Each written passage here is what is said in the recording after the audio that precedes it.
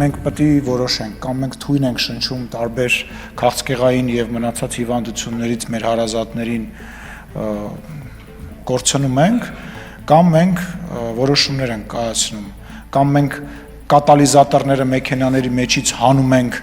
սիգարետների բիչոկները կտցնում ենք պատուհանից դուրս, կամ մենք այլ ինչ-որ որոշում ենք կայացնում, սենց չի լինի ու նորից եմ ասում, զգուշացնում եմ, օրենսդրական նախաձեռնություններ են լինելու, այն մեքենաները, որոնք հին են, այն մեքենաները, որոնք որ, չգիտեմ, տեսել եք փողոցում բոլորդ աղտոտում են, այն շինարարության նորմերը, որոնք որ այն կազմակերպությունները, որոնք որ շինարարությունն են իրականացնում եւ չեն պահում նորմերը, ավազի հանքերը, այո, ավազի հանքերը նաեւ եւ մնացած բոլոր այդ բաները շատ խիստ կարգավորումների տակ են գնալու։ Շնորհակալություն։ Հավանիչ տեսանյութը եւ բաժանորդագրվիչ նորությունները բաց չթողնելու համար։